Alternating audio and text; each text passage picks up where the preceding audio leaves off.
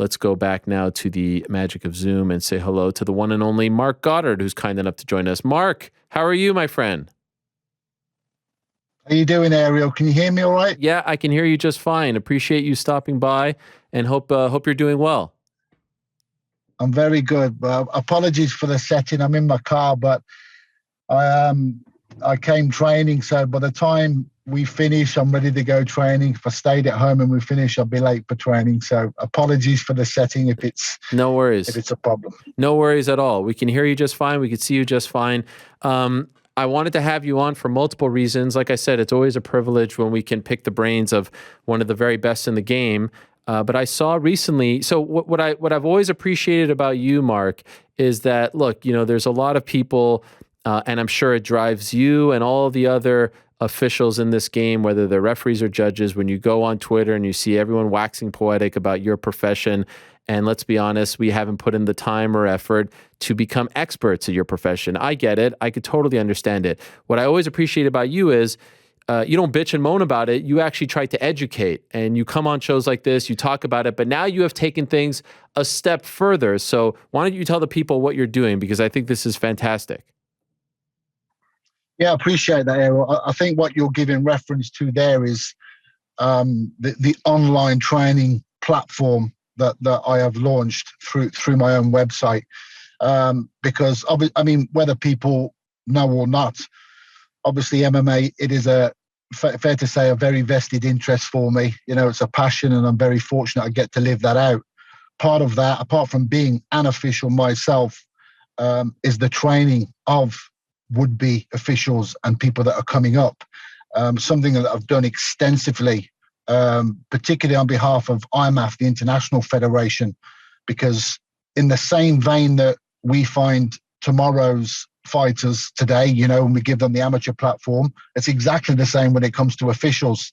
So it's something I have been very busy globally, in fact, predominantly outside of the US, because you guys are heavily entrenched with athletic commissions and whatnot. But yes, the training of officials, referees, and judges, it's obviously close to my heart. I've been doing it for the IMAF for a number of years, but I managed to take it a stage further, capture the content that is delivered on these weekend courses and put it out there for people to be able to download and purchase through my shameless plug, GoddardMMA.com website. But listen, at the end of the day, Ariel, I'm trying to get people on a level playing field. I'm doing my level best to try and get people to at least understand. No, it's fantastic. And I had the privilege and the pleasure to look at both the judging video and the refereeing video. And what was interesting to me, at least off the bat, was you're not just like mailing it in here. Like, these are like 2-hour long sessions, right off the bat. And so it's really detailed and thorough. And you do make the point, if anyone goes, and we just showed the website, GoddardMMA.com, if anyone goes on there, I mean, even for a media person, it's very interesting because you learn a lot about, the rules and the intricacies involved in officiating MMA, but it's like, if you watch this for 2 hours, you're not becoming a referee. You can't just go like ref a UFC show, right? This is just knowledge that you're trying to either help us, commentators, media guys, fans, fighters, other officials. And then if you're interested, then you have to go through the steps of actually becoming a certified ref or judge, correct? That's correct. In a nutshell, it's correct. I mean, the content collectively, if you had the referee and judge, there's 3.5 hours worth of footage there. But as I'm sure you could share that when you watch that footage, it's because this is a difference here. This is one of the if I was to surmise one of the greatest problems that hamper or dog MMA officiating, it's the ignorance. It's the fact that people believe that they know. And it's not until you actually go out of your way to study something when you find out, hey, actually, there's quite a lot here I don't know. And we're not just talking about people in the media, presenters, broadcasters, fighters, coaches as well. This is a very young sport. It's something you will have noticed on the video. There's actually a complete segment on there when I talk about the reasons why perhaps the sport is so misunderstood. And part of that is we're a young sport. We're still formative. We're a very young sport. But yes, And like I said, I've said it on the video, the unified rules of MMA, this is not, it's not a sacrosanct document. It's not something that's unearthed and shrouded in mystery. It's a public document. I can go onto Google and I can freely download it for myself. But like anything in life, the most important thing is I could give you 1 page of information, 20 pages of information. Say, Ariel, will you read this? And you'll read it. There is a huge difference between reading something and actually understanding something. Having the sit down, the classroom environment, getting that theoretical knowledge explained to you and broken down in great detail. And that's essentially what the training is. And it's kind of funny that you go on to that point. Another problem with MMA officiating, I'm still, even after 22, 23 years plus in this sport, I don't know why, but there's kind of that thought process that MMA officiating, in particular refereeing and judging, people think it's just something you can have a go at. And it's not. It's the same as any other profession. Like you said, just because I study for something or do an online course or do actually a certified seminar, when I leave school or university with degrees in education, I'm still at the bottom rung of the ladder. All the experience that I will get in a particular field, role or job, that's what I do once I've actually taken that step. But arming yourself with the correct detail and information to begin with, to say it's critical is an understatement. So in my previous job, when I was working at ESPN, I had some opportunities to work NBA games, Mark, and I'm a big NBA fan, and I got to be a part of the process at the beginning of the year where all the broadcasters came together. And one thing that really was illuminating for me, which I then immediately thought of MMA, my bread and butter, of course, was every season, Mark, every season, at the beginning of every season in the NBA, National Basketball Association, all the broadcasters come together. It doesn't matter who you work for. They all come together, and the league, in conjunction with the officials, the referees, put on like a 3-day seminar going over all the rules, all the regulations. Some have changed, some have been improved, going back to controversial moments from the previous season, all this stuff, to basically bring everyone up to speed on what are the rules of the game, right? So that when you're calling the game, you know what you're talking about, right? And I immediately thought, this would be a fantastic thing to do in MMA because, let's be honest, not throwing anyone under the bus, there's often times where I'm watching, doesn't matter the promotion, and it's very clear that the broadcasters aren't up to speed. Maybe they're old school guys and they don't know about the new rules, the modifications. Why aren't we in a spot, or have you ever pitched to a promotion like, hey, bring your broadcasters together, we'll put together a seminar, we'll bring everyone up to speed so that not only is it a good, broadcast, but also you're then, representing the sport in the best light possible because you're now not saying things that are contradictory to what you're trying to do out there as an official. Yes, and yes. Sign me up. Okay. Ariel. Let's go. Right. Ariel, look, I sent you the free links to the content. Did you? I don't expect you to have sat down and watched and digested 3.5 hours, but I'm sure you might have thumbed through it. Absolutely. Okay, and you will have learned something, correct? Absolutely. And I'm going to be devilish here, and I'm going to be bold if I may, and say that you learned more than something, i.e., more than one thing, 100%. Several things. Yeah. Great, and this is it. And it's funny you say there because look, it's like any sport. We have to live in the real world. Okay, it's not a realistic notion to imply that every single person involved with the sport would know the rule book back to front, because that's the job of the said officials within the sport. But like you said, it is, and I hark back to what I was saying a little bit earlier in the fact that it's still a young sport. We're still a young formative sport, finding our feet in many ways. And obviously part of that is the education and the understanding of the rule book. And that's for everybody involved in this sport. And I do mean everybody. And when I say everybody, I mean, active, as in fighters, coaches, commentators, media members, etc. I have taken it upon myself to send free links to a short list of people, and yourself was obviously one of them.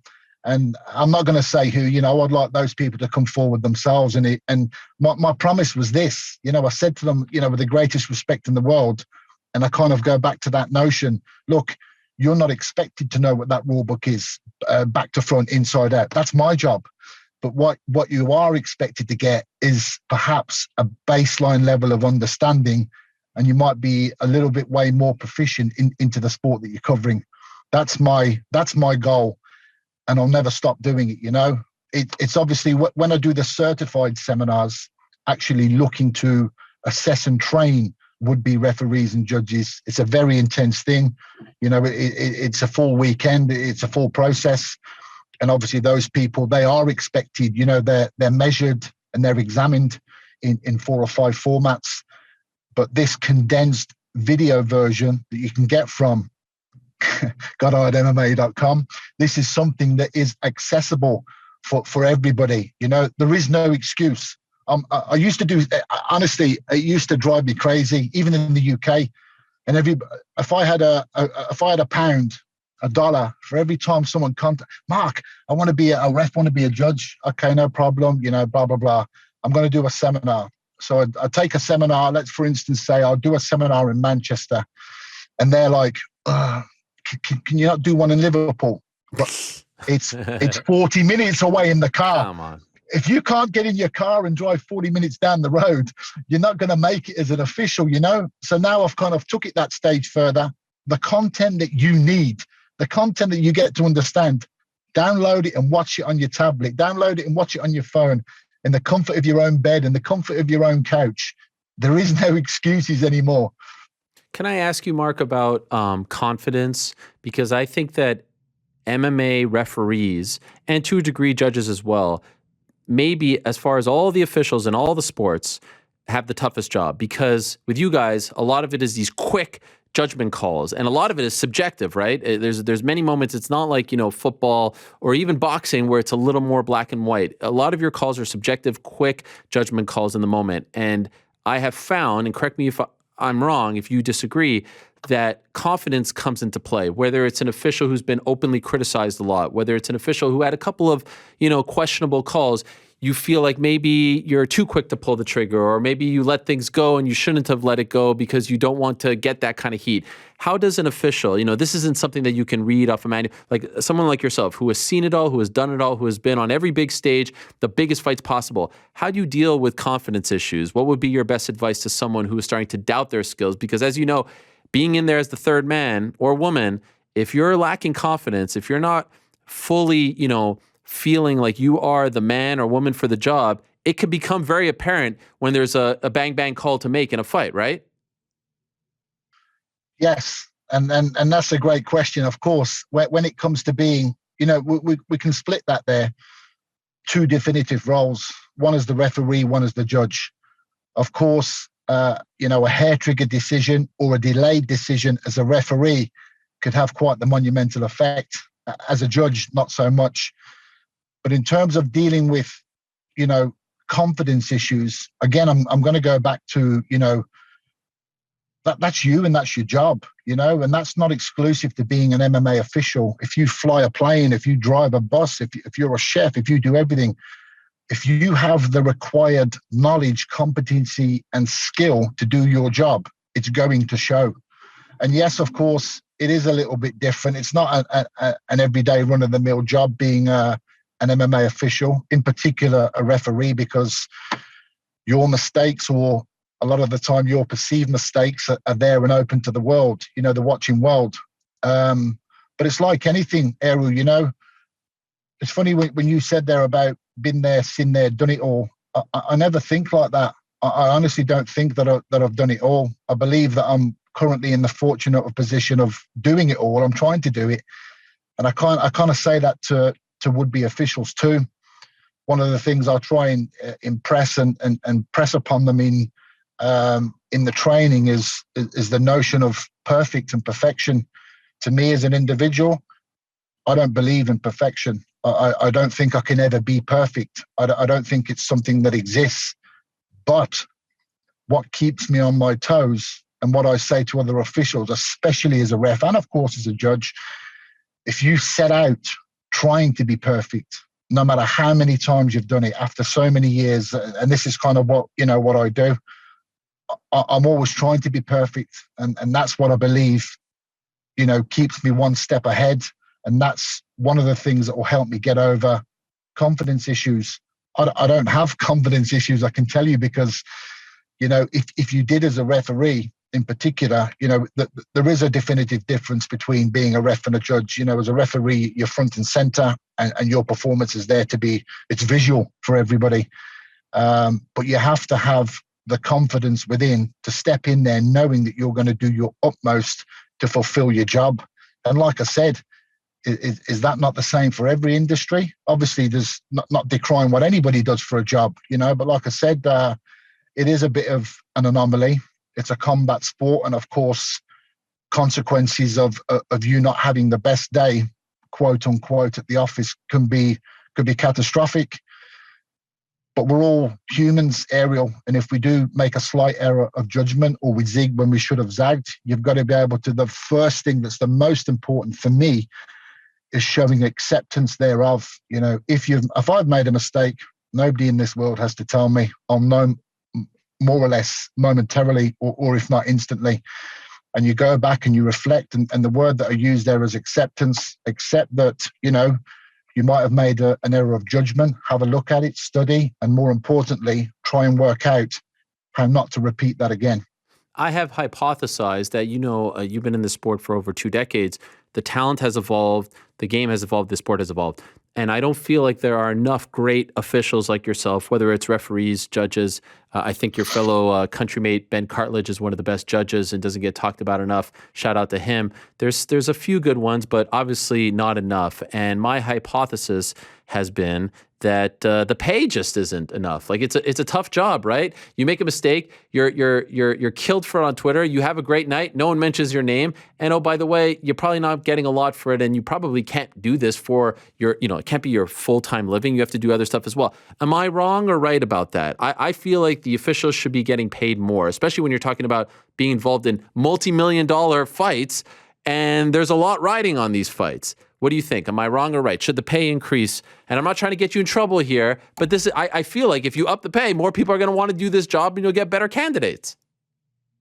Listen, brother, you're not going to get me in trouble for me sitting here saying, Mark, would you like the potential of earning more money? Let me think about that. Yes, but here's what I'm going to say to that.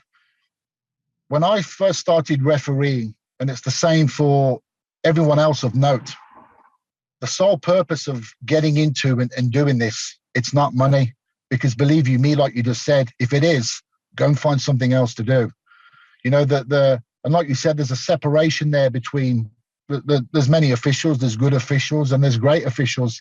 And thank you for the compliment you're paying to me. But one thing that I think that the great officials share in common is this is not, and you said a shout out there to Ben Cartledge, and that's great. Ben will say himself, Ben's been very kind to me. I've spent a long time with Ben, a number of years, and I'm kind of going to go back to what I was saying about the importance of seminars and IMAF. You'll see in Europe, you'll see names like Clemens Werner coming through. You'll see Vito Palillo from Italy.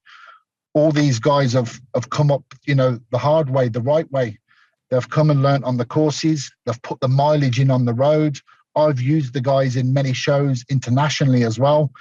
And the same in the US, I've got to give a shout out to my US colleagues too. When you see the names like a Mike Bell, a Sal, a Derek Cleary, Ben, Vito, Clemens, Dave Leatherby, all those people, please take it from me, Ariel. They do nothing but talk about fights. We do nothing but talk about fights. We take it so personal. We've been doing it for so long, and it really is a passion. That's the one thing that we do share there, and that's the one thing I would like to get across, to listeners and people. And like I said, of course, we are human beings, and as such, some days you may not have. There could be a blip on the radar, and you may not have made, the best of decisions. But like I said, that happens. It's human nature. But the one thing I do want to stress is just how much we take this role seriously. Money is not the deciding factor, and that's another common thing we share. Money is not the deciding factor for us. It's not the motivator, and it's not the driver. I've been doing this. When I first started refereeing, I wasn't getting paid. That's what tells you money is not the deciding factor. It's a passion. It's something I love to do. And yes, of course, I'm not going to sit here and lie. I don't do things for free now because I've earned my stripes not to. But yeah, when it comes to the financial recompense of being an MMA official, yeah, that's up to the powers that be and the regulators. If you want to up it, I'm all for it. There's a fascinating section. We'll keep you for a few more minutes. I appreciate this. I love talking about this, Marc, so thank you. There's a fascinating section in the refereeing video about corner stoppages and throwing in the towel and stuff like that. Another thing that I would love to see more of, and I wonder if you feel like it should happen more. In boxing, I feel like it's a lot more common to see a corner stop a fight. Now, a lot of them are a little bit longer, let's say it's a 10-round, 3-minute fight. There's more opportunities, but I just feel like it's a normal part of the culture. In MMA, it is not as normal, and it's almost like, how dare you even suggest it? Don't you ever, I'll cut loose my corner if they stop it. We've seen a few instances of that. Do you feel, because then it puts you guys in a tough spot, right? I mean, I remember like the Ortega-Volkanovski fight back in September. Some people thought, including myself, that maybe Ortega's corner should have stopped the fight going into the 5th. Would you like to see this more? And perhaps why do you think it doesn't happen as much as in boxing? Great point. Great. And you nailed it there with one word: culture.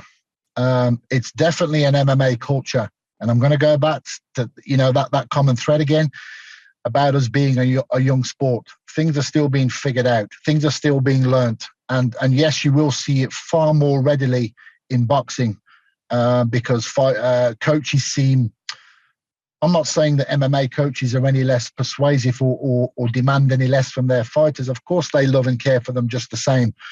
But it's a definite culture thing.